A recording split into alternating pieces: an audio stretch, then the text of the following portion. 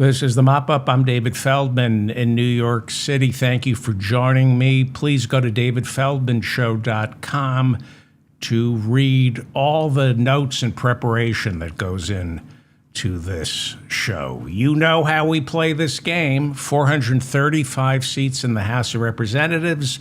Democrats need a net gain of just 3. 100 seats in the United States Senate. Democrats need a net gain of 4. We have important primaries Tuesday in Minnesota and Wisconsin. By the time most of you hear this, the results will be in. So to make it interesting, I'll make it about me. And I'll tell you later on how I think these races shake out. That way you can keep score of what I got wrong, what I got right.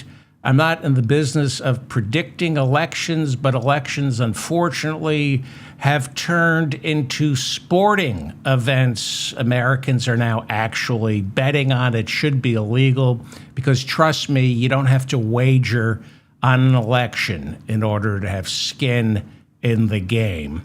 But as our republic and empire wither quickly on the vine, that's apparently what it takes to increase civic participation, betting on elections. On the last program, I said Max Miller wasn't dropping out, but Ohio Republicans would push him out. Monday night, the official deadline passed and embattled Republican Congressman Max Miller, accused of child, spousal, and drug abuse, will remain on the ballot. This, despite pressure from party elders to step aside. Not good for Speaker Mike Johnson, who wants to keep his job, or maybe he doesn't. As many as 30 Republican congressional districts are in play. Miller's once safe seat is now one of them. It's up for grabs. Trump won this heavily white and wealthy district by nearly 10 points in 2024. But now one poll showing Miller losing by nearly 15 points to his Democratic opponent, Brian Poindexter, a Bernie-endorsed iron worker. Meanwhile, we're witnessing a battle royale inside the Democratic Party, pitting the neoliberal establishment against the hard left. But it's a war that effectively winds down after today, Tuesday, August 11th. Because Wednesday is when the party coalesces around one thing and one thing only, winning back control of both chambers. We have a light calendar after today. In early September, we have primaries in Massachusetts and New Hampshire, nothing earth-shattering. Massachusetts Democrat Senator Ed Markey, who Bernie calls one of the most progressive politicians in Washington, he faces a primary challenge from the right as Democratic Congressman Seth Moulton attempts to win that nomination. September 1st is the primary. Most, if not all, the polling showing this to be a tight race, but suggests the incumbent, Ed Markey, has a slight lead, and it's probably just enough to fend off Democrat Seth Moulton. New Hampshire is the second week of September. Democratic Senator Jeanne Shaheen is not running for re-election. Democratic Congressman Chris Pappas, who represents New Hampshire 1, is expected to win that nomination. He would become the first openly gay man to serve in the United States Senate. Dr. Abdul El Sayed, who captured Michigan's Democratic nomination for Senate last Tuesday, will become the first Muslim ever to serve in the United States Senate. And we're already seeing Republicans use Dr. El Sayed's faith as a lightning rod. Trump now calling Democrats the party of jihadists. Republican Congresswoman Nancy Mace, who flamed out earlier this year in South Carolina, trying to secure her party's nomination for governor, she reacted to Dr. El Sayed's victory by tweeting, quote, "Every single Muslim holding public office in America is a Trojan horse and a threat to both national security and our republic." She later wrote, quote, "If not one in a be blown up, stabbed, or rammed by a car by a radical Islamist makes us Islamophobes, then so be it, unquote. This is what we're up against. Republicans can't debate issues. They have to reduce politics down to bigotry and intolerance, convincing low-information voters that government is a zero-sum game, not between the haves and the have-nots, but rather a game among the have-nots. It's a zero-sum game among the have-nots. They pit Americans against each other, making us fight among ourselves so we don't focus on our real problems, which are caused by the billionaires. If you're not promising to raise the minimum wage, if you're not campaigning on Medicare for all, getting money out of politics, universal child and elder care, strong unions, taking on private equity and Wall Street, breaking up the monopolies, abolishing ICE, reining in AI, and demanding data centers meet the requirements set forth by a Green New Deal, then if you're not for any of that, you have to resort to lies and nonsense because you're offering nothing. You're for nothing other than the billionaires, and that makes you nothing. Trump is all about branding. He only needs to rely on one word: jihadists, communists, terrorists, groomers. Sometimes two words: open borders. Occasionally four words when he's feeling frisky: the enemy from within. And we already hear Republican Mike Rogers in Michigan running against Dr. El Sayed, reducing that race down to a choice between common sense and complete insanity. These are nothing but platitudes, which mean nothing. It's this dismissive attitude my Republican friends always take when they don't know what they're talking about, but talk anyway. And that always is the case with my Republican friends. Well, next Tuesday is Florida.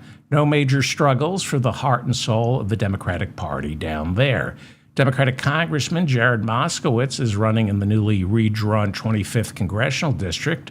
Oliver Larkin, a DSA-backed challenger, is coming at him from the left, but Moscowitz is expected to win next Tuesday. Larkin is a Democratic Socialist. In fact, he was the very first congressional candidate endorsed by the DSA in this cycle. He's campaigning on Medicare for all, a $25 minimum wage, and abolishing ICE.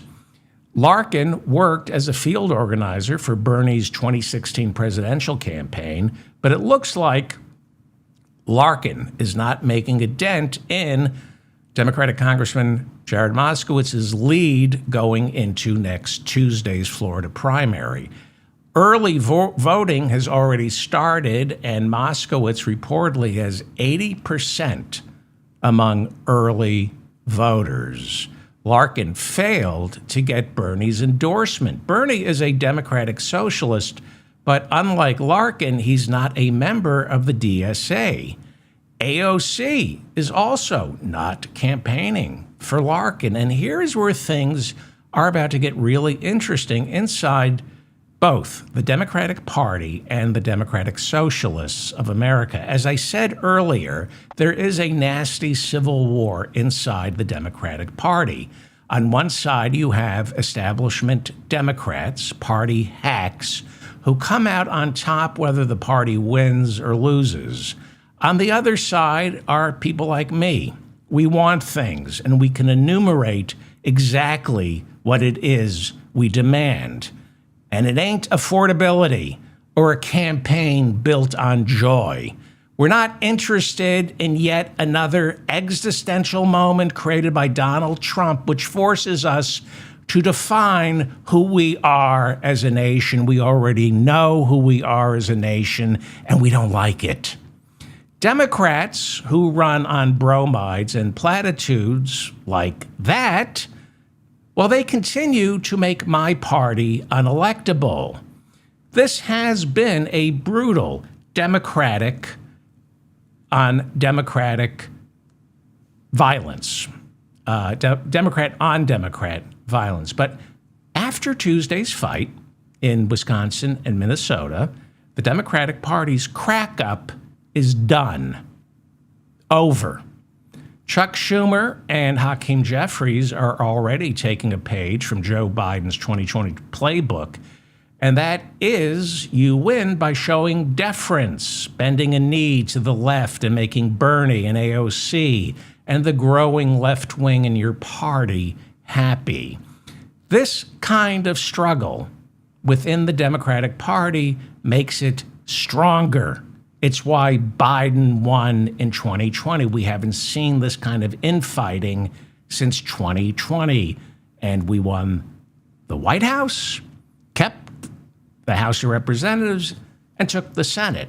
Now, I voted for Bernie, but I always said the left-wing bench inside the Democratic Party wasn't deep enough to protect him from establishment Democrats, those deeply entrenched corporatists who would be more than willing to sabotage his presidency because they're the establishment Democrats who win no matter who wins or loses.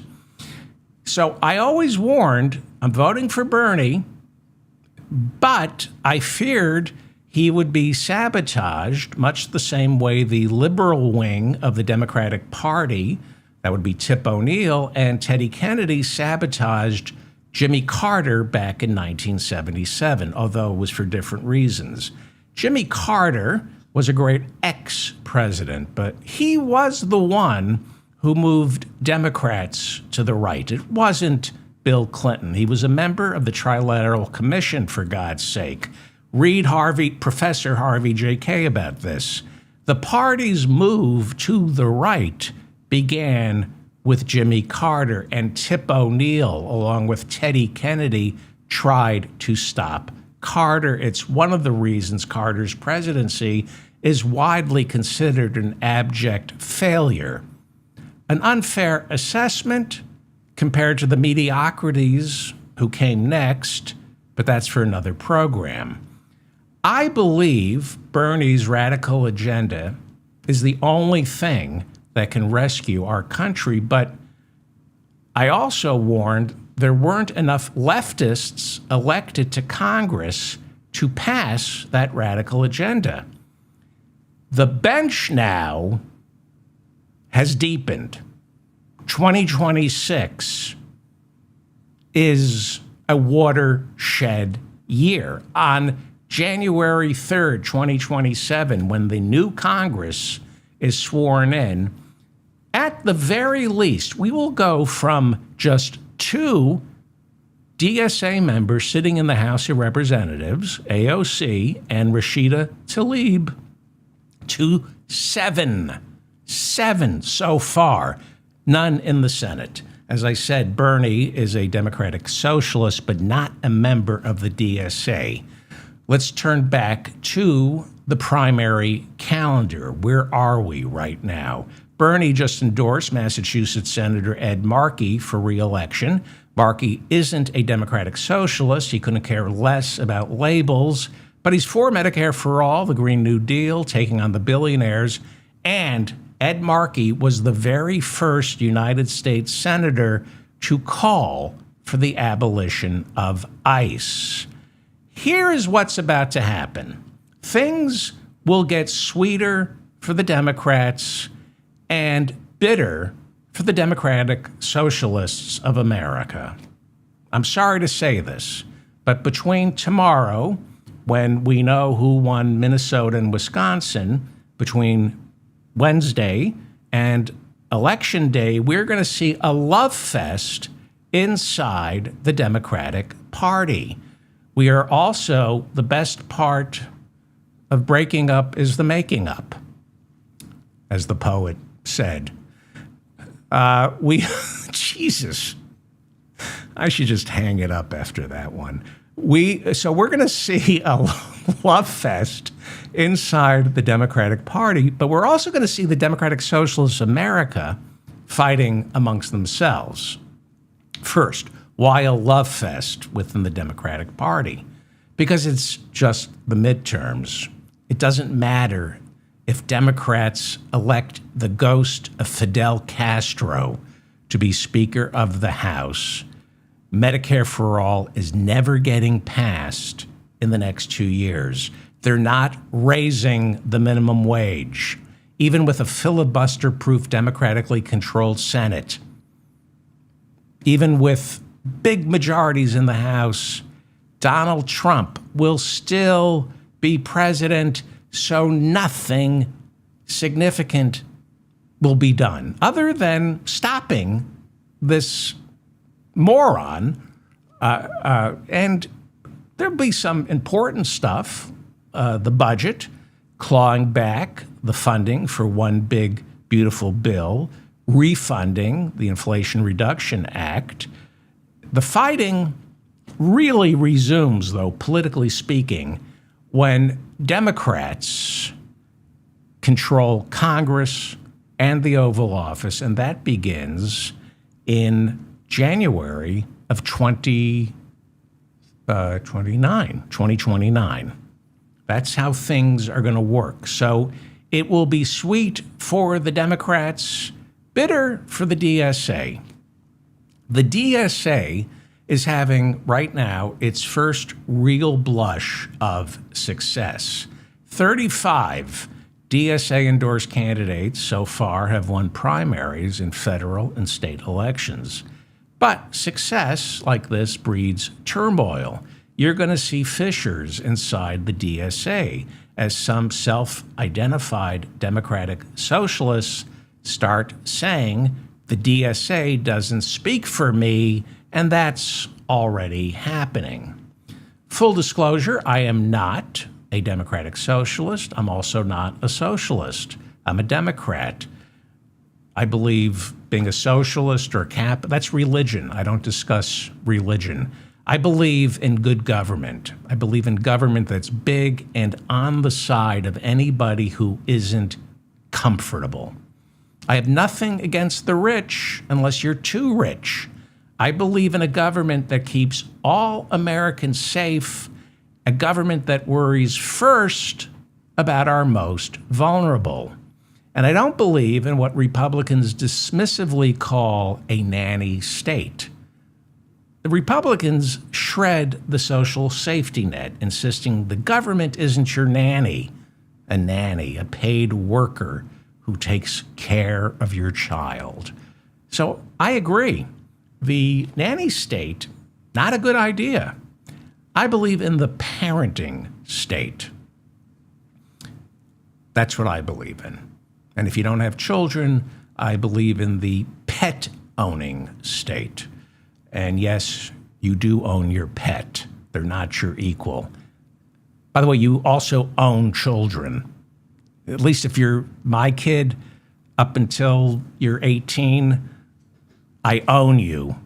And I'll try even after. And then, if you don't own kids or a pet, then I believe in the exotic beer bottle collection state, or whatever you wake up in the middle of the night worrying about. That's the kind of state I believe in. I had a friend in Los Angeles, and after that big earthquake, he called to tell me his collection of exotic beer bottles was okay. So anyway, for the sake of concision, let's call it, instead of the nanny state, I believe in the parenting state. The parenting state.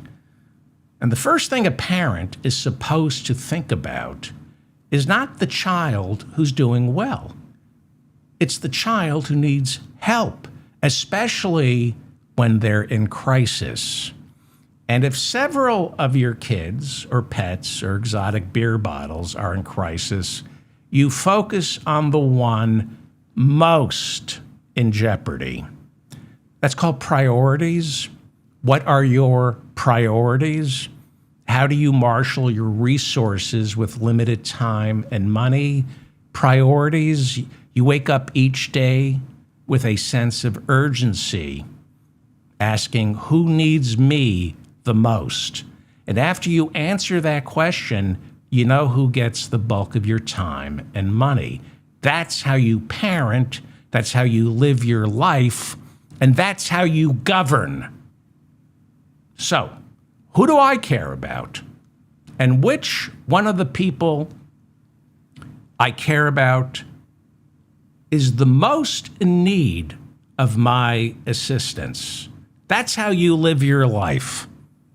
So, people need to be parented properly. So again, let me tell you how to live your life.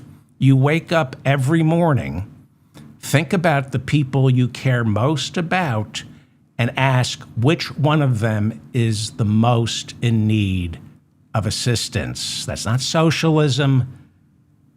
Christianity and every other religion, politics, government must be about addressing the needs of the most vulnerable. And then, if there's any time or money left over, you can have your war for oil in the Middle East.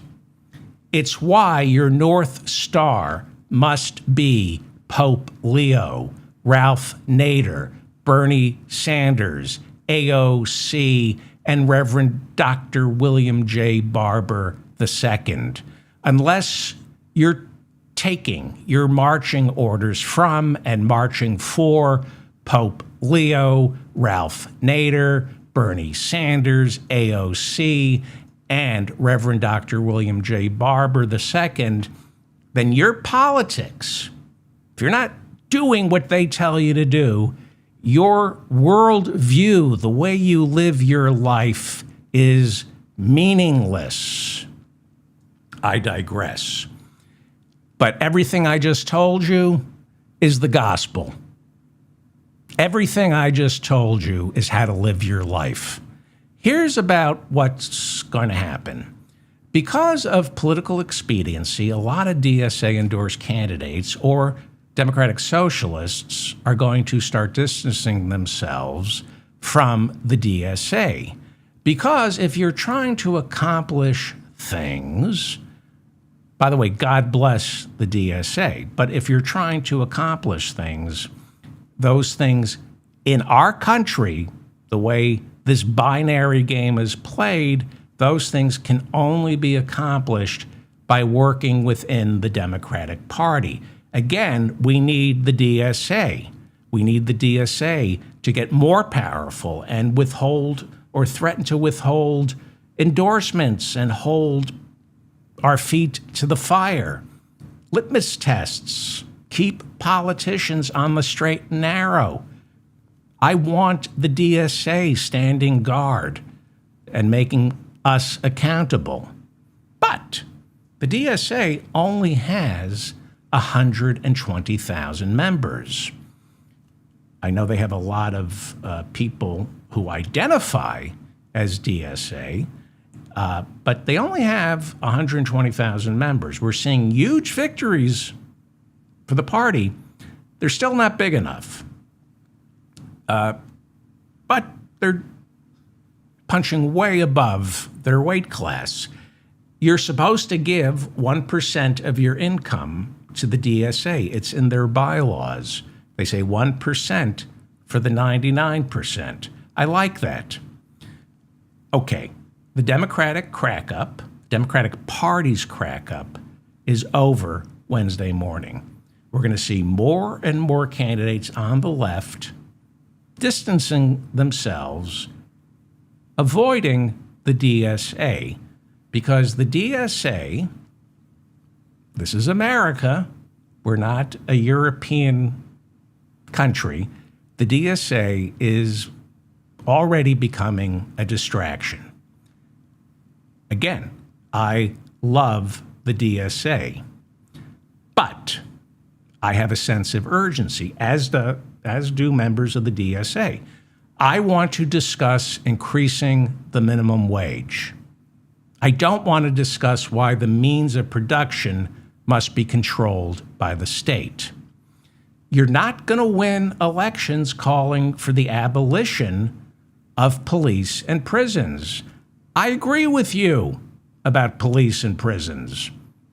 A perfect world would be one in which we didn't need police or prisons.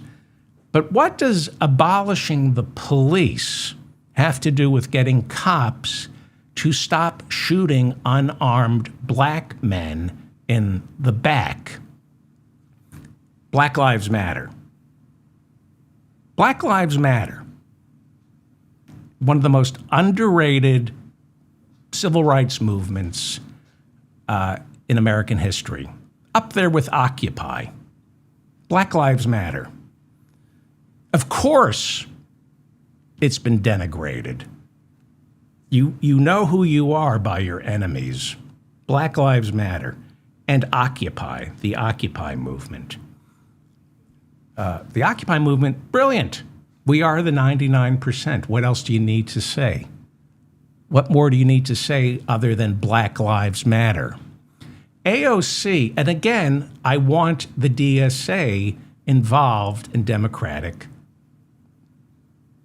Party politics.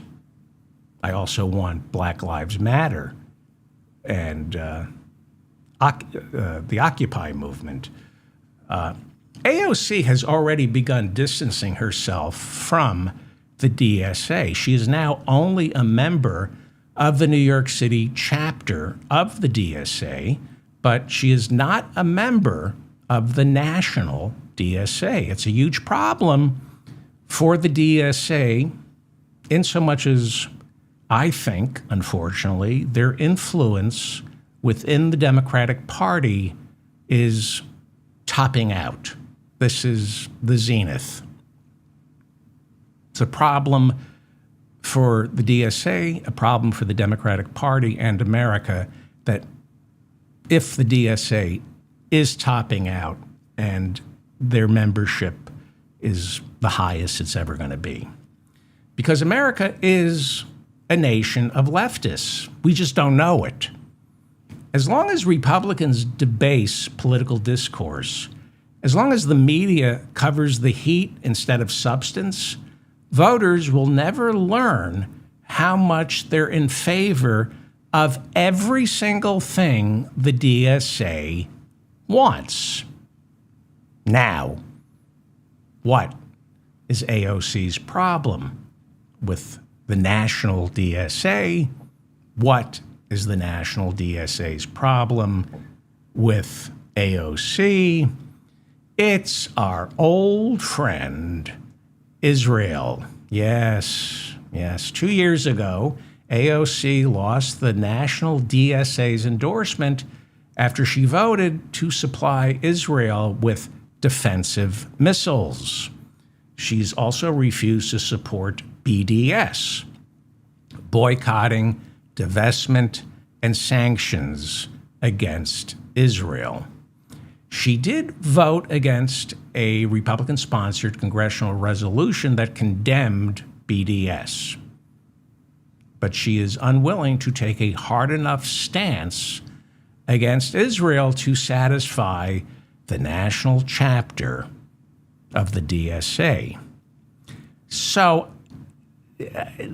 I'm going to say some things in Sicilian right now. I'm going to say some things here because this really pisses me off. There are some brutal realities that the left and the center must come to terms with about Israel, Palestine, and the Middle East. 6 million Jews were exterminated by the Nazis, and that number is either disputed or celebrated as anti-Semitism spreads around the world and in America. There are too many people who say it wasn't 6 million or 6 million wasn't enough, and they're in the Republican Party. The Jews, whether you like it or not, are a traumatized people who will never stop fearing for their lives. And whether you like it or not, most of them feel safe knowing Israel is there for them. That's never going to change. They were born that way. And what's also not going to change is Palestinians are also a traumatized people. They want self-determination. They want their own homeland. That's never going to change. They were born that way. What has to change right now is the massacre in Gaza, the West Bank, the 750,000 Jewish settlers in the West Bank, and the Palestinians not having a homeland. So when we discuss this, and we so often do, there are priorities. And some things you can fix today, and some things, because of the way this effed up world works, some things you can't fix today.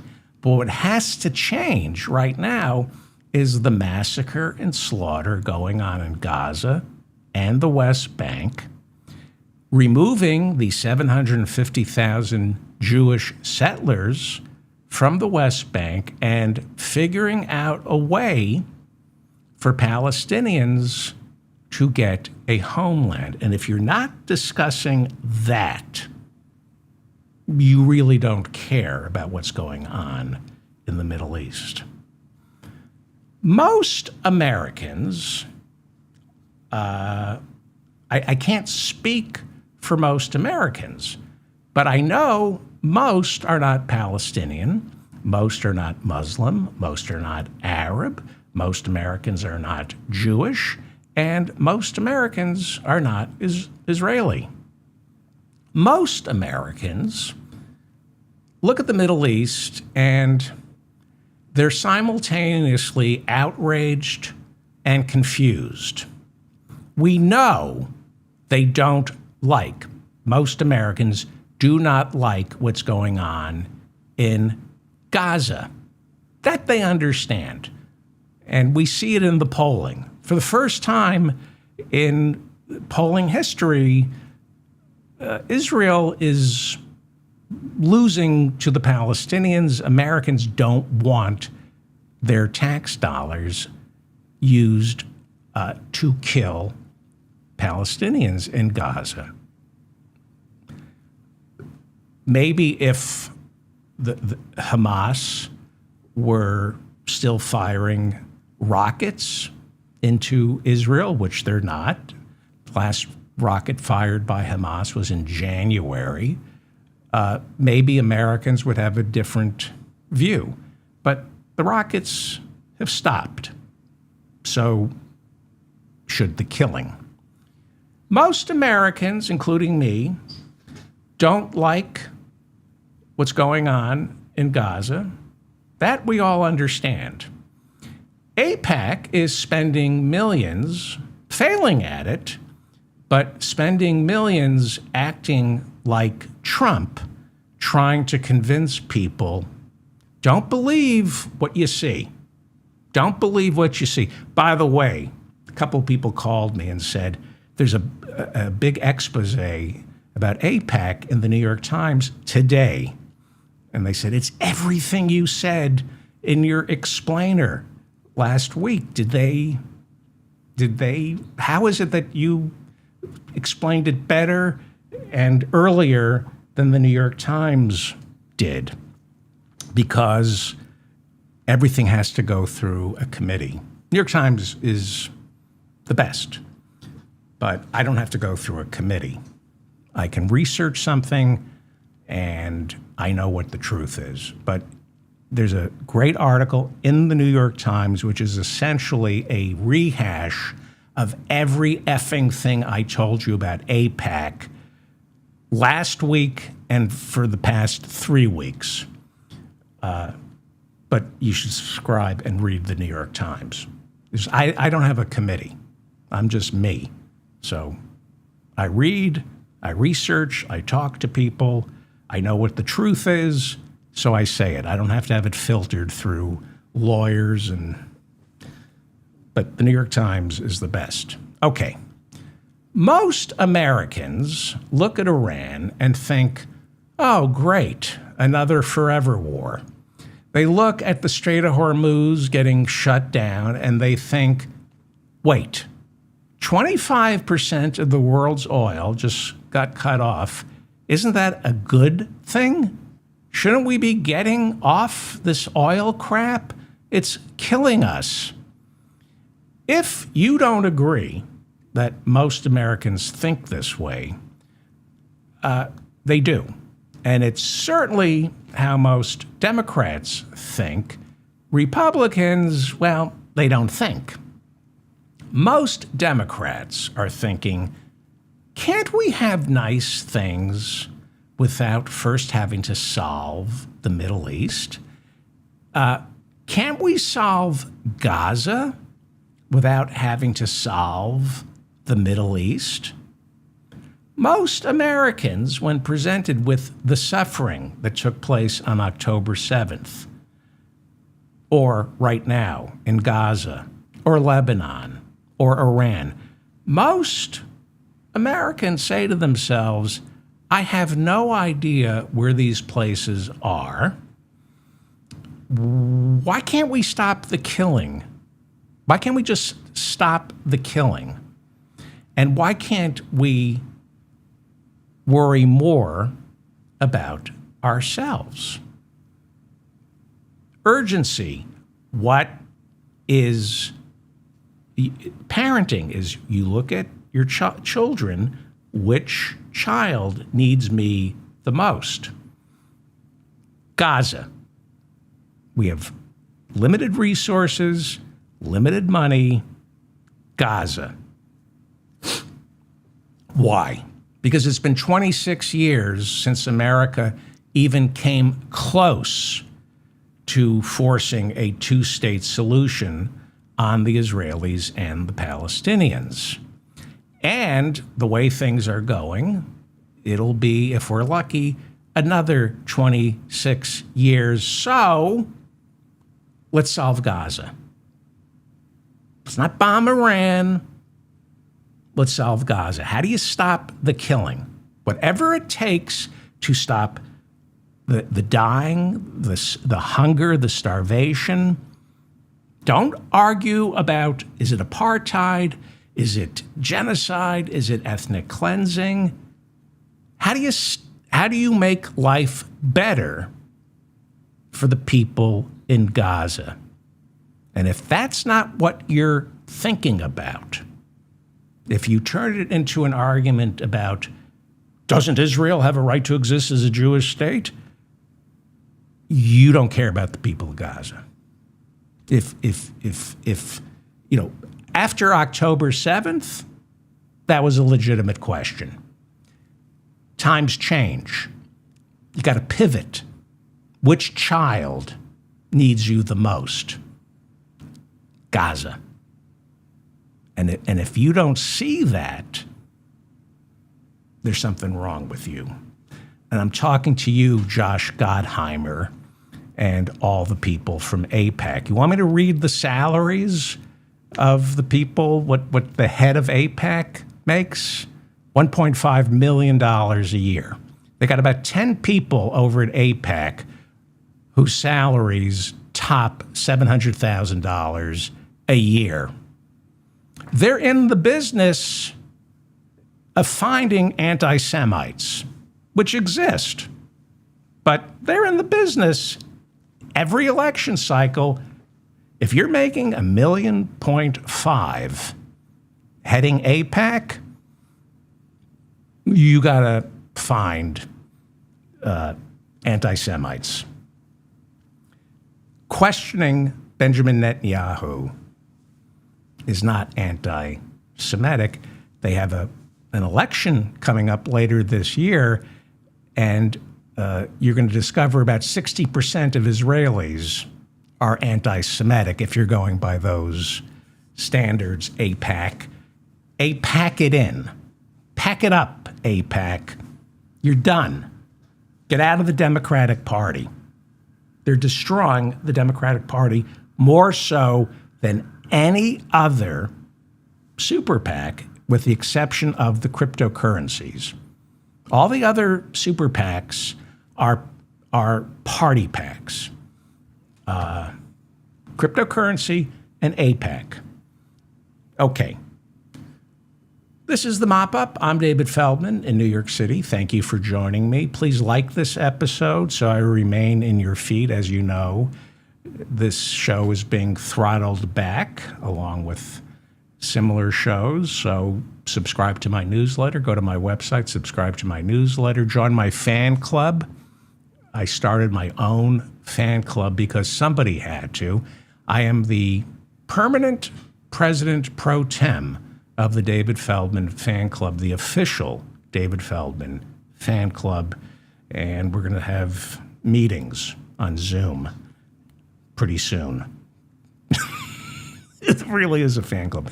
If you would like to read the notes I prepare for today's show, I'm looking at notes. If you want to see my notes, go to davidfeldmanshow.com, hit the big dig. That's what I call it. And if you want to read all the articles that I read in order to prepare this show and today's Tuesday, Thursday's show, hit Show Prep. We have Show Prep, and you can read all. It's your greatest source for news. It really is. It's what I read every day, and it's refreshed every 15 minutes. So go to davidfeldmanshow.com. Leave a comment if I made any mistakes. I correct myself on every show. Okay. The psychologist Abraham Maslow in 1943, at the height of World War II, came up with what he called his hierarchy of needs. Most of you are familiar with the hierarchy of needs. He says it's human nature to focus first on your basic physiological needs before you worry about your neighbors and then the world. Topping the list, according to Maslow, of what every person cares about first and foremost, what do you think it is? Most of you know. Number one, it is food. Now, I'm not going to talk about work requirements for food stamps. That's from One Big Beautiful Bill. I'm not going to talk about the children in America experiencing food insecurity, or mothers who must choose between their child's medication and feeding her family. Now, I'm told when One Big Beautiful Bill was passed and signed into law on July 4th, 2025, that food stamps is all about personal responsibility. So I'm not interested in that conversation. I'd rather discuss why 40% of Americans are clinically obese. Not fat, obese. Is that personal responsibility? Because if it is, Republicans have a problem. This is, there's so many, but this may be one of the worst people in America. His name is Randy Fine, and he is a Florida congressman, Randy Fine, who Andy Ogles, who just got primaried. He's a Republican who lost his seat, saying Muslims. I mean, this guy is just parroting Randy Fine, what he says about Muslims. Hate speech. Randy Fine is the definition of hate speech. Congressman Randy Fine of Florida. Hate speech. Okay, that's Randy Fine. This is Florida Congressman Byron Donalds, Republican, doesn't have a mirror because he doesn't know he's black, but Byron, you're black. He's running for governor of Florida, and he too, like Randy Fine, is a morbidly obese Republican. Now, both men are obese. Why? I want to know. Why are you always hungry? Why do you shove bad things into your mouth when you know those things are making you sick? Randy Fine, Byron Donalds, you're Republicans. Certainly you, of all people, couldn't possibly lack personal responsibility.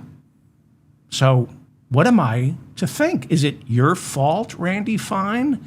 You're obese? Or maybe you're unlucky. Maybe you were born with a slow metabolism. Maybe, Byron Donalds, when you were growing up in Brooklyn, New York, before you moved to Florida, when you were growing up in Brooklyn, maybe you were molested or assaulted, Byron Donalds, when you were a child or when you were a young adult. And maybe you're angry about that, so you use food to self-medicate while at the same time stuff down your rage because nobody protected you from those predators. Is that why you're obese, Byron Donalds? So my question to Florida Congressman Randy Fine, Republican, and Republican candidate for governor of Florida, Congressman Byron Donalds, why? Why are you obese? Because your morbid obesity raises all the questions that require the very same answers you demand from working families, homeless families, families in poverty who don't have enough to eat. Congressman Randy Fine, why are you obese? Is it environmental? Randy Fine, are you living in food deserts where there are no fresh vegetables and fruit? Could that be it? Is it because the only thing available for consumption is fast food? Is that why you're obese, Randy Fine? Because I really need to know the answer. Seems to me, as Republicans, your answer for your obesity has to be personal responsibility. Can't be you're unlucky. It's you lack personal responsibility. In which case, are you really qualified to hold higher office as a Republican? So yeah, food. Here in the United States, the number one hierarchy of needs is clearly not being met. Food. That's number one. It's been commodified. Food. Commodified. Not being met. No matter how much or how little food we have on the table, Americans are starving. So what's after food? Sleep. Sleep. This is a country starving for food and sleep and shelter. Shelter. Forget being able to buy a home. That, as we know, is out of the question. But half of all adults in America rent. If you rent, at the very least, 30% of your income goes towards rent. What is your problem child, America? Who are the people who need your attention the most? So the Middle East is very serious. We have limited money here in this country because the billionaires don't pay their taxes. We have limited time. Who needs our attention overseas? People of Gaza. Right now. Things change. But right now, Gaza. And the Palestinians in the West Bank who are being terrorized by 750,000 Jewish settlers who are breaking Israeli law. According to Israeli law, those Jewish settlers do not belong in the West Bank, according to international law and American law. Here in America, we're struggling. Food and housing. We're not struggling over whether Israel has a right to exist as a Jewish state, or whether Gaza and the West Bank is big enough for a Palestinian state. Most Americans aren't worried about that. We have an election coming up. Most Americans see the urgency of Gaza. Fix Gaza. Then we can discuss whether or not Israel has a right to exist as a Jewish state, or whether Gaza and the West Bank are big enough for a Palestinian state. And if that is a deal breaker for you inside the Democratic Party or the DSA, you're the problem. If you don't know what the urgency of the moment is, you're the problem.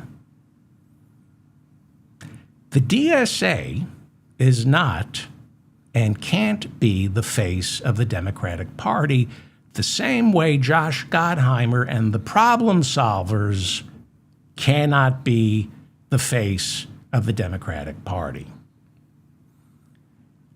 Now, the DSA has more than tripled in the past 5 years.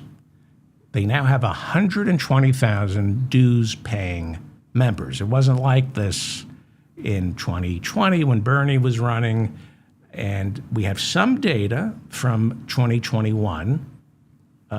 This is before the numbers tripled, and we have some data from now, 2026.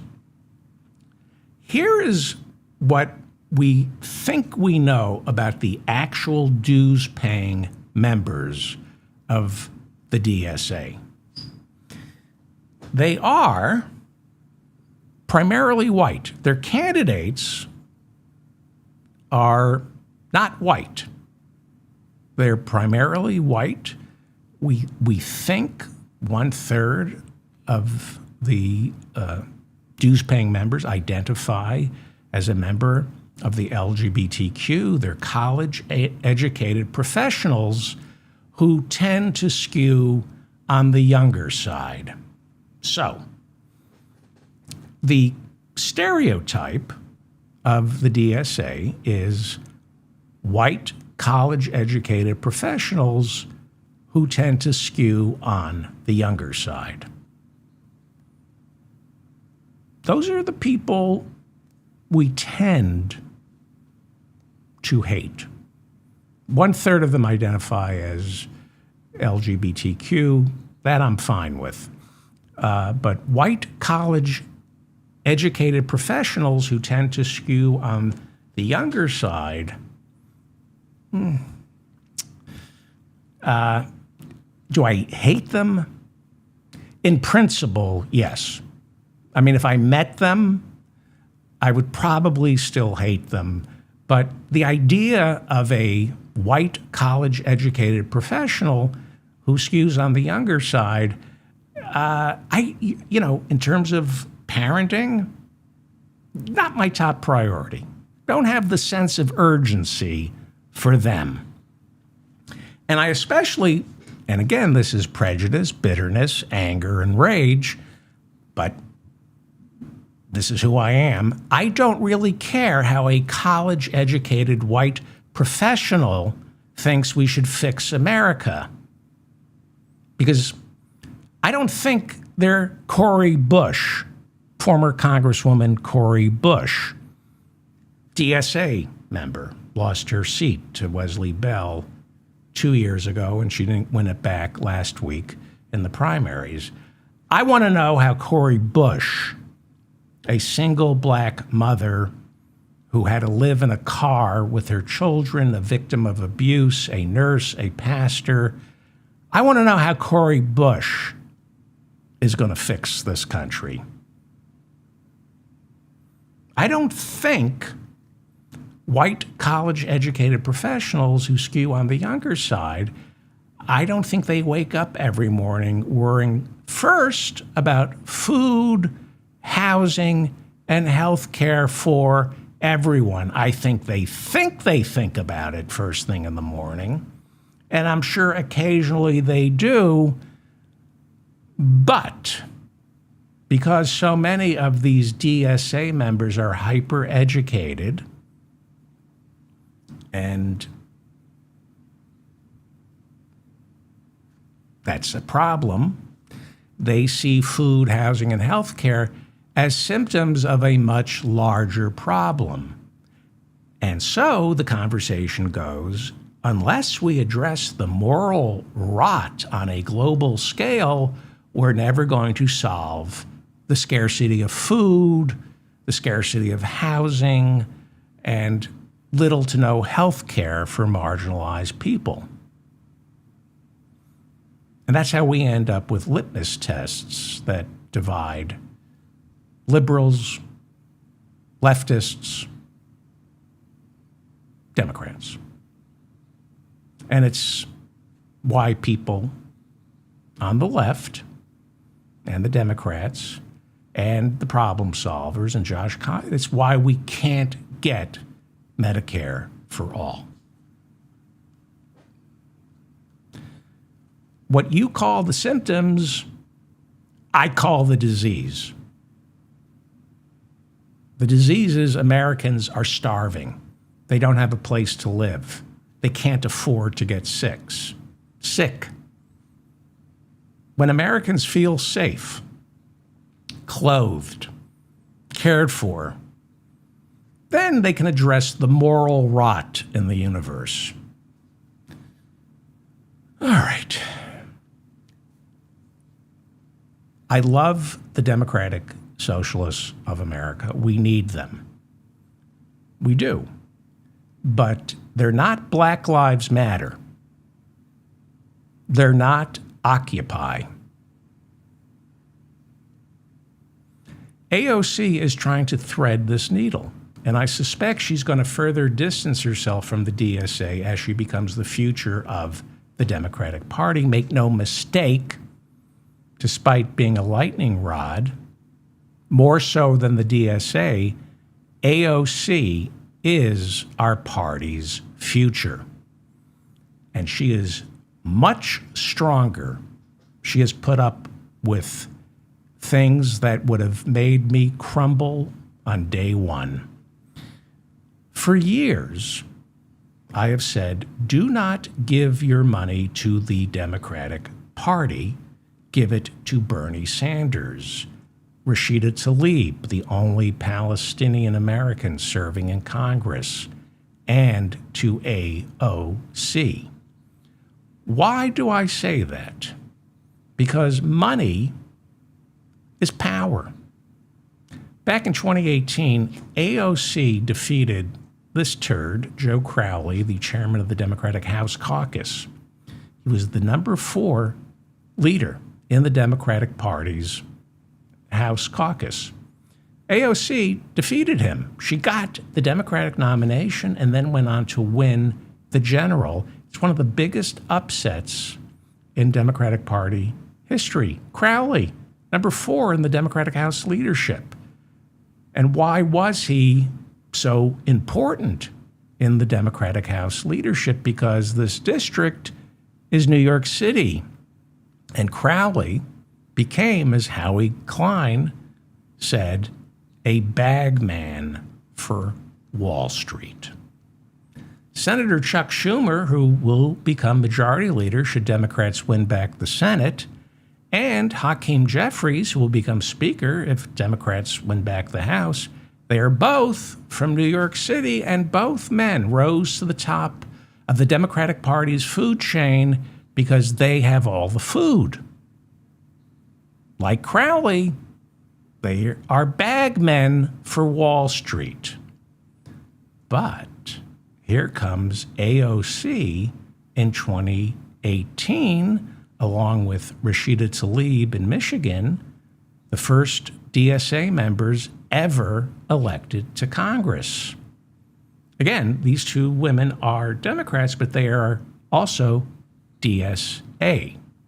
So AOC, like her predecessor, Joe Crowley, AOC is a prodigious fundraiser, but she's not a bag lady for Wall Street. Well, bag lady means something else.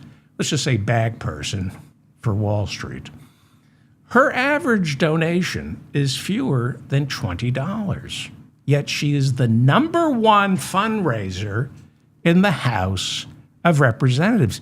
You are looking at the future of the Democratic Party, AOC. She's raised, well, you think Bernie's a moron? You think he's going to take, he's old enough to be her grandfather. You think he's going to mentor somebody who's a moron? Of course AOC is absolutely brilliant. Of course she is. And she's the future, whether you like it or not, of the DNC. The DNC is AOC. She's the number one fundraiser in the House of Representatives. That includes Republicans and Democrats. She's raised during this election cycle alone roughly $30 million, and she's not spending it all, meaning she's building up her war chest for the future. And I'm going to talk about that in a second. She doesn't need to spend her money because she has something way more powerful than money. What is it? She's AOC. That's what it is. Along with Bernie, the two of them have been barnstorming America since Trump first returned to the Oval Office in 2025. They continue to speak before packed crowds in swing districts, talking to rural voters where Democrats, as we know, are traditionally weak. Now, if you're I'm about to tell you something that's going to blow you away. If you're a Democratic candidate, you need money from AOC. And she can dole that out. But her endorsement, her showing up to your district, is way more powerful than money. Nobody in Congress can raise money or draw crowds like AOC can. She's going to be 37 in October. Who do you think is the most popular elected government official in Washington, D.C., or elected locally in state or city? Now, Obama is the most popular politician in America, but he's no longer serving. But if you look at the White House, the Senate, the House of Representatives, governors, mayors, state representatives, who do you think has the highest approval rating? This question is asked repeatedly by polling companies like Verisight, another pollster, G. Elliott Morris. You can read about this by going to the Business Standard, YouGov, the New Republic. Several other sources have covered this. It's not well known. And there's a reason it's not well known. Who do you think is the most popular government official in America. It's Bernie Sanders. I've heard Ralph Nader say this on his radio show repeatedly, and I looked it up a couple of years ago. It's true. Nobody knows this because that can't be. That's not our narrative, that Bernie Sanders is the single most popular elected official in America. Okay.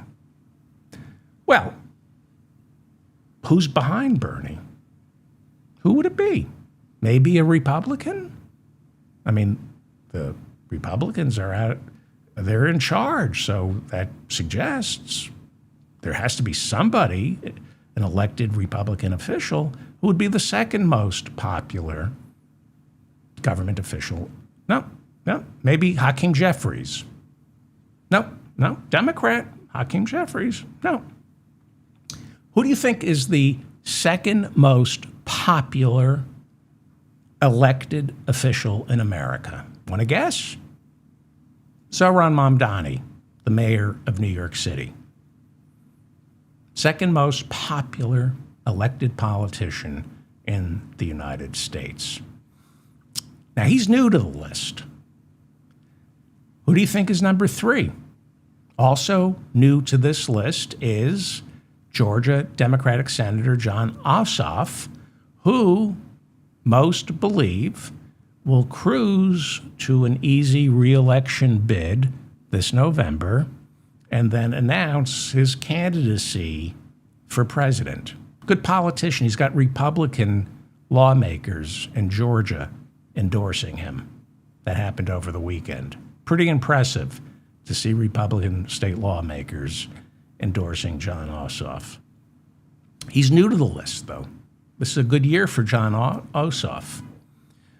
Right behind Ossoff and Zohran Mamdani is someone who's been on this list for at least the past 2 years, possibly 3, and she is Alexandria Ocasio-Cortez. Marco Rubio is the highest-ranking Republican who's about tied with her. Marco Rubio. That's the highest-ranking Republican. The guy who cut USAID. The guy, please make him the nominee. The guy who is responsible for, so far, 1 million dead people worldwide because he runs USAID and he's been cutting it. Please, Republicans, nominate Marco Rubio. Below AOC and Marco Rubio, Gavin Newsom. Then there's Donald Trump and J.D. Vance. Way below AOC,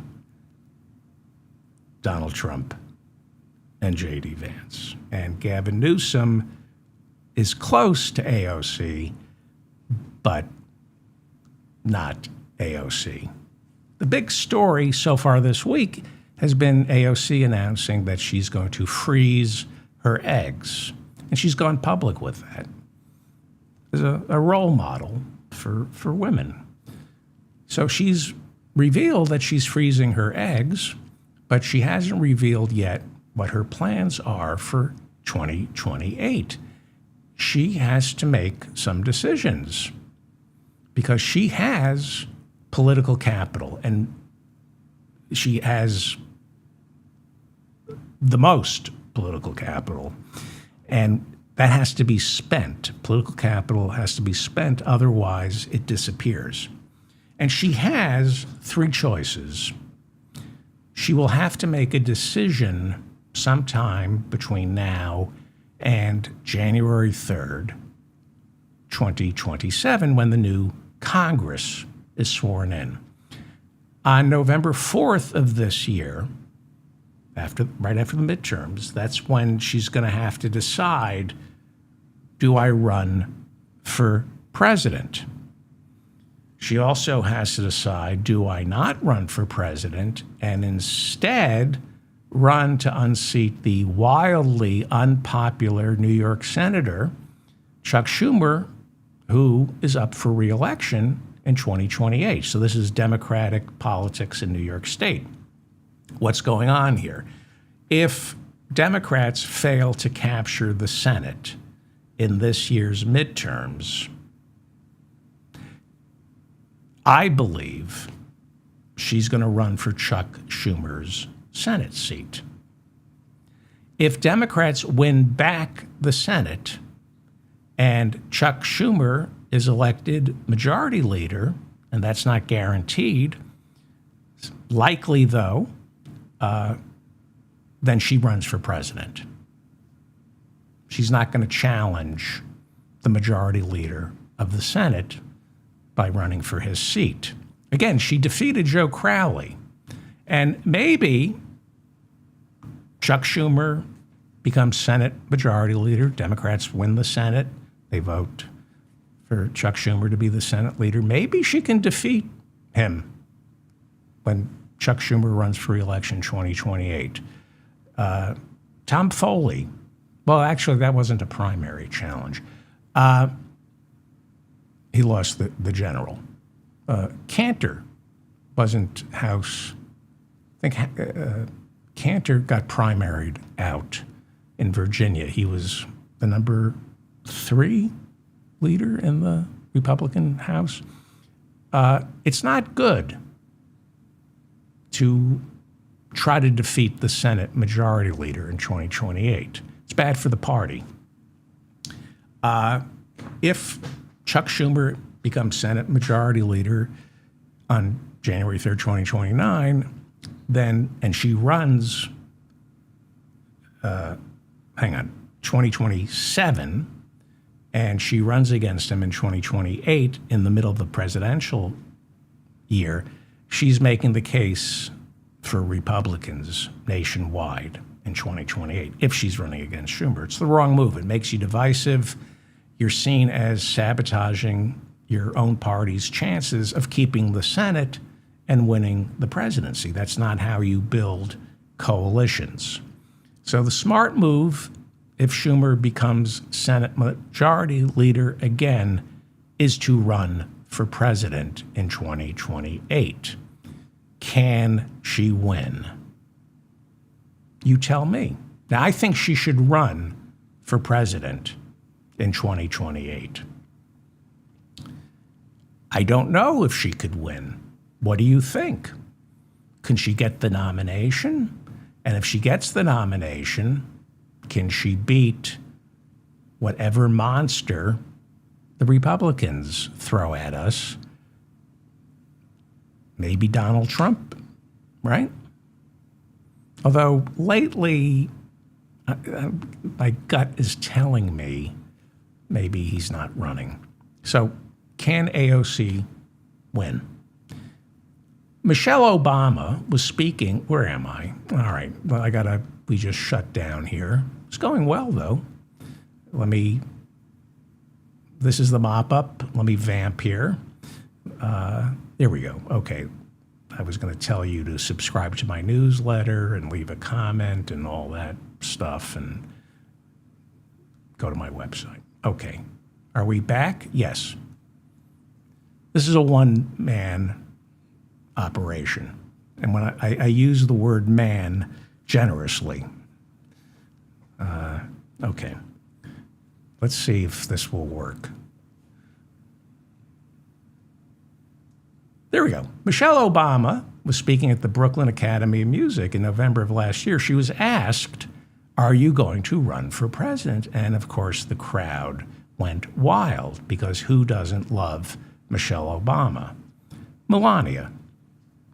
So this was Michelle Obama's response, and it was exactly 1 year after Harris was defeated. So are you going to run for president? And the party's still licking their wounds over Harris. Michelle Obama said, and I quote, "As we saw in the past election, sadly, we ain't ready. That's why I'm like, don't even look at me about running because you are all lying. You're not ready for a woman. You are not. So don't waste my time. We got a lot of growing up to do, and there are still, sadly, a lot of men who do not feel like they can be led by a woman, and we saw it. Okay. But AOC is not Harris.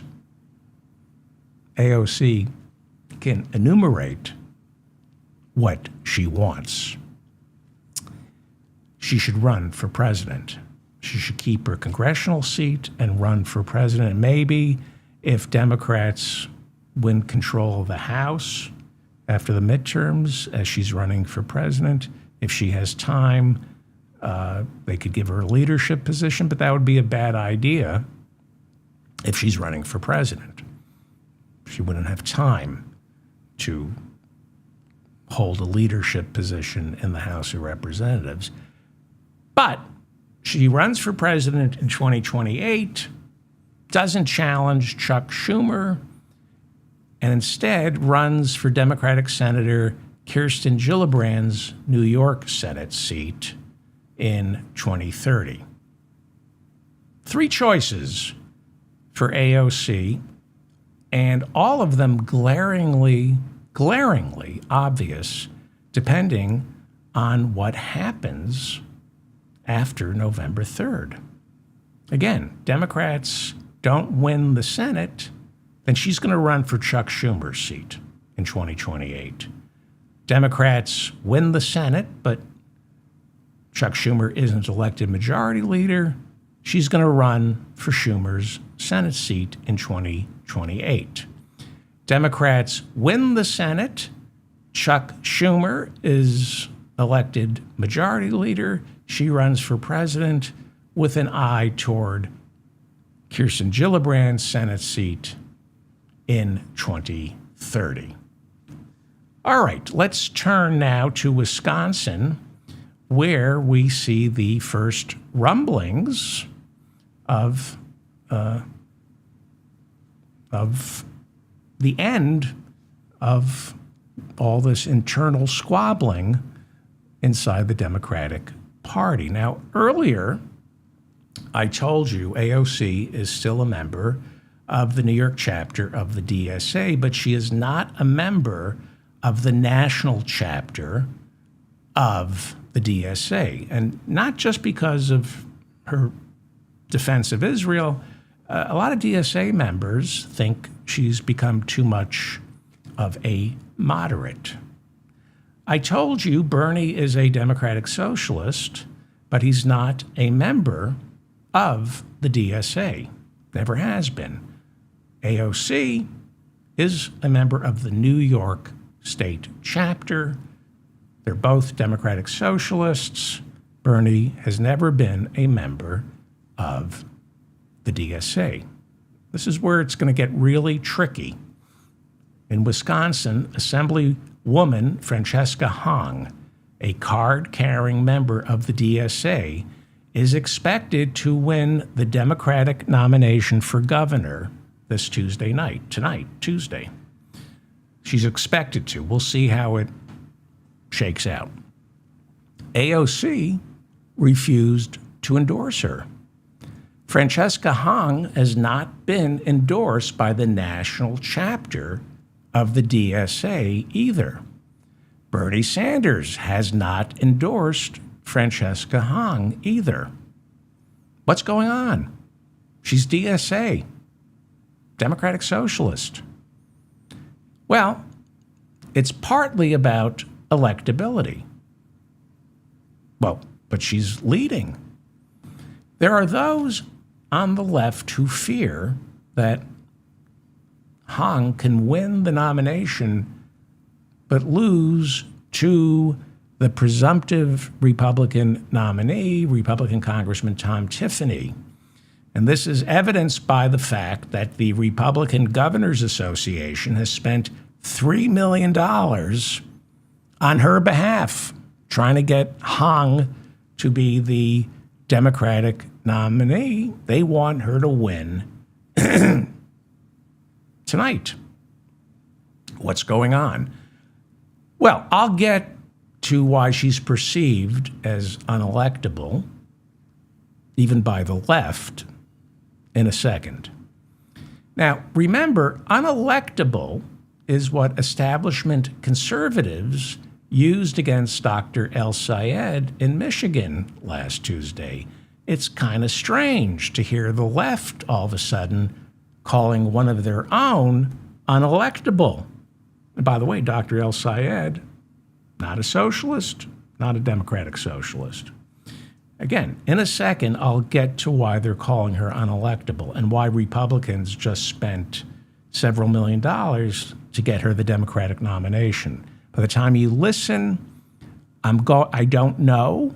I don't know enough about this race, but she's expected to win. She's got an amazing ground game.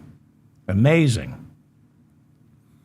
So there's not being electable, but there's also the issue, and this is what I think the left fears, is that she's ungovernable. The last thing the left wants is their dreams to come true. A Democratic Socialist elected governor who then goes on to make the case that Democratic Socialists don't know how to govern. I think the problem is either she's unelectable or if she gets elected, she's ungovernable. The current governor, Tony Evers, is a Democrat who announced he wouldn't seek a third term in a deeply, deeply divided Wisconsin. This is a tough state. Tough. Harris lost it. Biden won it. Hillary lost it. Obama won it. It's tough. You've got Democrat Tammy Baldwin now serving in the Senate, but you also have anti-vaxxer and racist. I remember his race against Mandela Barnes in 2022. Republican Ron Johnson serving in the Senate. Despicable Ron Johnson. For the past 8 years, Wisconsin has had a Democratic governor, but it's the sound is pretty good, though. They've had a Democratic governor, Evers, but its state house has been controlled by Republicans. It's really hard for Democrats, but they're beginning to do better. Donald Trump beating Harris there notwithstanding, Democrats are beginning to do better in Wisconsin. There have been several high-profile state Supreme Court races. They elect their Supreme Court justices in Wisconsin, and these have been some of the most expensive races for Supreme Court justice in history. But the Democrats or the left, judges don't run by party, but you kind of have an idea who they are. Right now, Democrats have a 5-2 majority in place until 2030 on the Wisconsin State Supreme Court. You're looking at Judge Chris Taylor. She's a Democrat. She won by a landslide in April of this year. When it comes to the State House, yes, it's been more than a decade, possibly 16 years since Democrats controlled at least one of the chambers in the Wisconsin State House. But partially thanks to the state Supreme Court, majority Democrats, who forced new maps, Republicans in both the state Senate and Assembly this cycle are up against the ropes. Democrats need a net gain of 2 seats to win control of the Wisconsin State Senate. They need a net gain of 5 seats for control of the state assembly. So it's understandable why Governor Evers does not want Hong, Francesca Hong, as the nominee in a deeply divided state. If Democrats fail to win back control of the state house and she's elected governor, she will fail. And that will set Democratic Socialists and Democrats back for at least a generation in Wisconsin. I'm not telling you I believe that. I think this is why Bernie and AOC have not endorsed her. I think they fear she will provide just enough ammunition for the Democratic establishment to blame everything on the left. Now, again, AOC and Bernie are focusing on Congress, not state races. That's another reason they haven't endorsed her. But I sense they don't feel that she can govern if she's elected. That's my sense. Bernie can govern. Bernie was mayor of Burlington, Vermont for 8 years before he ran for Congress. And he was a wildly successful mayor. He delivered balanced budgets, created affordable housing, attracted new businesses. He made Burlington, Vermont one of the most livable cities in America. New York's mayor, Mamdani, my hero, is a Democratic Socialist and a member of the DSA. He's governing. Seattle Mayor Katie Wilson, like Mamdani, was elected in November of last year. She is not DSA. She was not endorsed by the DSA, despite her asking them for their support. She's more like Bernie. She identifies as a Democratic Socialist, not a member of the DSA. Unlike Mamdani, Wilson, current mayor of Seattle, has never held elective office before. I don't have time to compare and contrast the mayoralties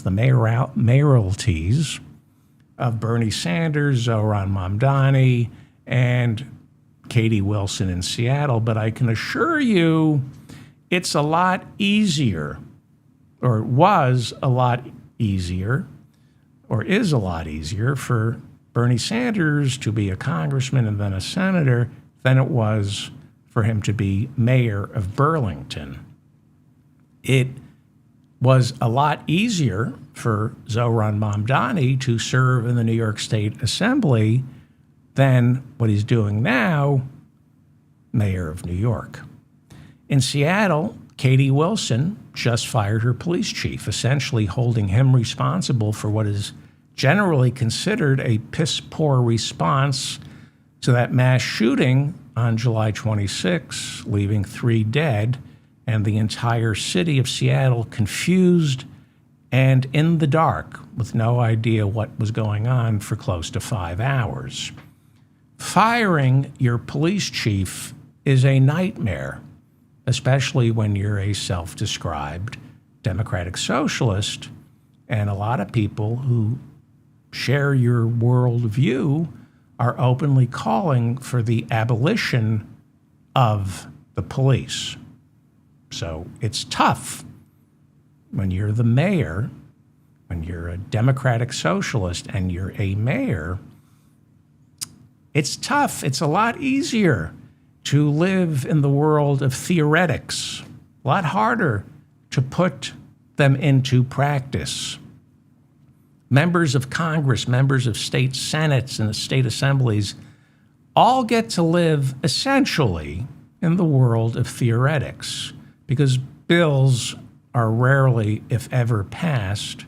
And when they do get passed, there's always enough wiggle room to distance yourself from the failures in that bill. But running a city or a state, well, that's mathematical. Your accomplishments and failures are quantifiable. I suspect Bernie, AOC, and the DSA, I suspect they see Francesca Hong, who might just win the nomination for governor tonight. I think they see her as both unelectable in November, but even worse, ungovernable, that she will not be able to govern the state. Most likely because Republicans won't win back. Republicans will keep the State House. I suspect, unfairly, that she's considered an albatross. She is an assemblywoman. It's all she's a chef. She's done other things in her life, but in terms of politics and governing, she's an assemblywoman, which means we know what she's for, but we don't know whether she knows how to get it. As an assemblywoman, she introduced the Healthy School Meal for All Act. This is great. The Healthy School Meal for All Act, which would provide free lunch and breakfast to all public school students in the state of Wisconsin. Now, you would be hard-pressed to find a more important issue, and you'd be hard-pressed to find a better solution than free lunch and breakfast for all public school students in the state of Wisconsin. One of Harris's best decisions was picking this guy, Minnesota Governor Tim Walz, as her running mate.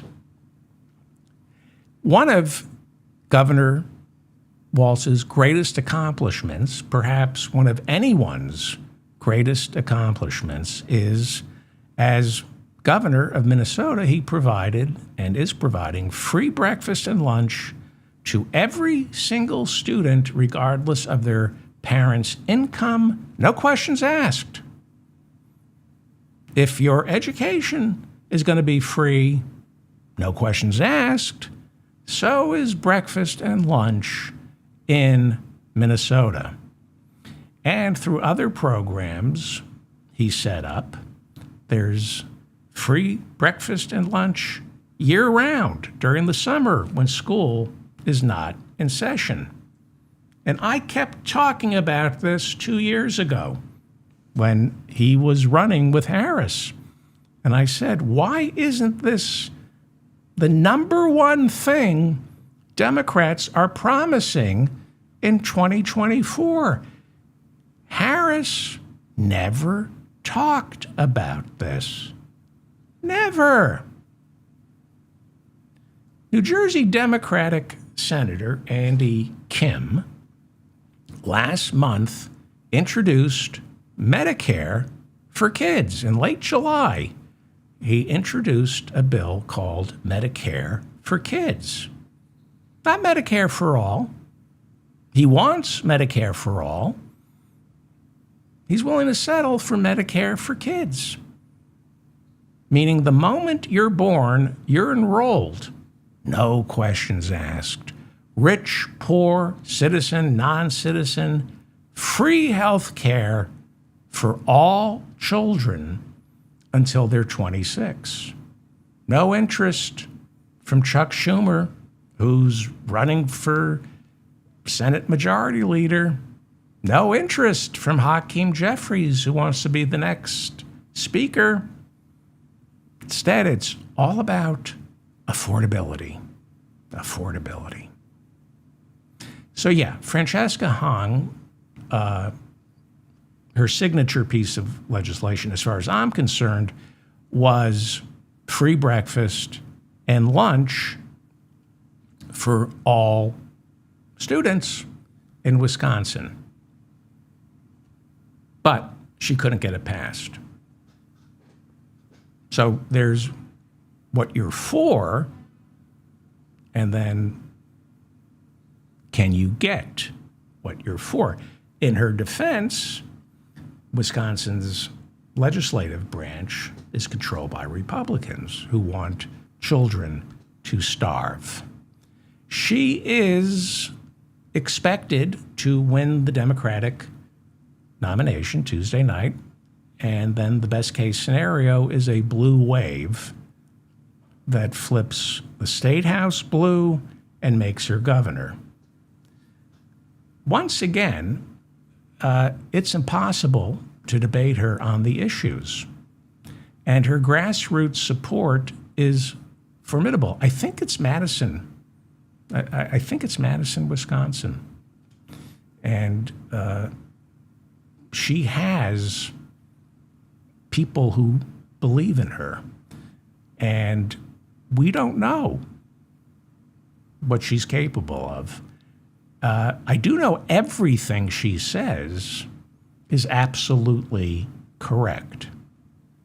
And you can't argue with her because she's right. And if you disagree with her on these issues, you're simply wrong. So what do? You dig up her old tweets. This one from 2020, and this is a problem only because she deleted it. But once you tweet something, don't delete it. They can find it anyway. And this is what she wrote at the height of COVID. And my only problem is she deleted it, and now she's walking this back. Okay? I'm talking about urgency, talking about parenting. You look at all your children or all your friends, and you say, what is my priority? Who needs me the most? Okay? This is what she wrote at the height of COVID. Cancel Thanksgiving, should have done this in 1621. Oh my God, right? With all that's going on right now, they're coming at her because she's part of the war against Thanksgiving. Is that really an issue? Is Thanksgiving really being threatened? Is it? I know, I saw the, okay, I'm going to move on.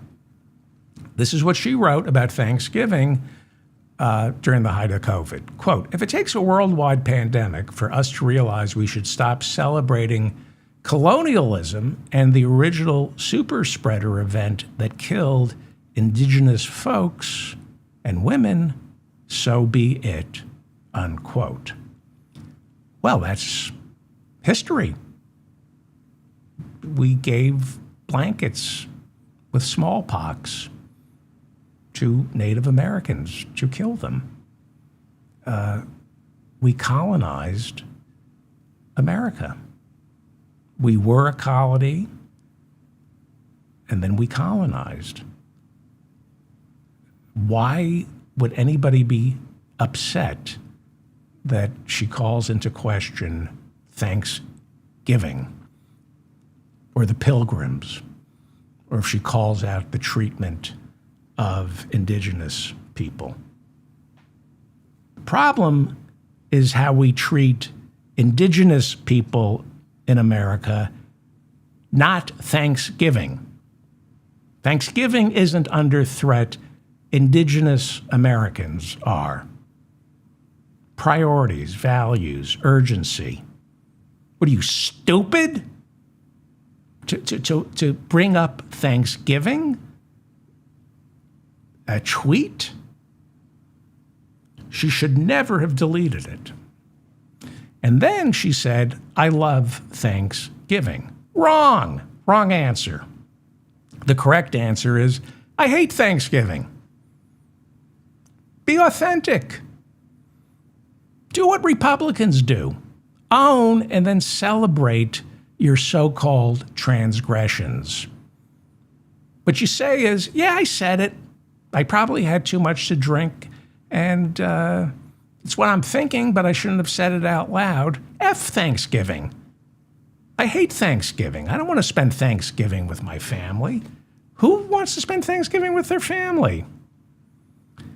And then if you're a candidate, you say, and if you're really worried with all that's going on in the world, if you're really worried about the future of Thanksgiving, if you think that's the number one priority, and you believe that I'm going to wage war on Thanksgiving, if you actually can't bring yourself to vote for me because I'm not a fan of Thanksgiving, don't vote for me. I don't want your vote. Do you really think I'm going to waste my limited power as governor to ban Thanksgiving? You think I'm going to use all my political capital with all the problems facing the state of Wisconsin? I'm going to ban Thanksgiving. No, I'm going to make sure everybody has a turkey to eat on Thanksgiving. But it should be a vegan. It should be tofurkey, not a real turkey. I'm David Feldman, reminding you to stay strong and protect the weak. Thank you very much for listening to me. We are doing our next show on Thursday. By we, I mean the voices in my head are doing the next show 6:05 p.m. Eastern on Thursday. And then I'm going to do an explainer about healthcare in America sometime before my next live show, which is 6:05 p.m. Sunday. Do me a favor, like this episode. I know it's the shank of the summer. It's really hot. I know this stuff is people, including me, want to just relax. But please share this episode. Subscribe to my newsletter. Go to davidfeldmanshow.com. Join my fan club. We're going to do some meetups. I think we're going to watch some debates, some live debates together. We're going to do interesting things. And what else? Thank you to Bob and Mila for keeping the conversation civil in the chat room. If I got any facts wrong, let me know. Leave a comment. Contact me at davidfeldmanshow.com. If you disagree with me, back it up with facts. Send me hyperlinks. I'm more interested in facts than opinion. So it's okay to disagree with me. I'll read what you have to say, but back it up with facts. Or attack me personally. I always like that. If you can insult me personally. Thank you to the super chatters. That's it, right? Okay, we're done. Thank you.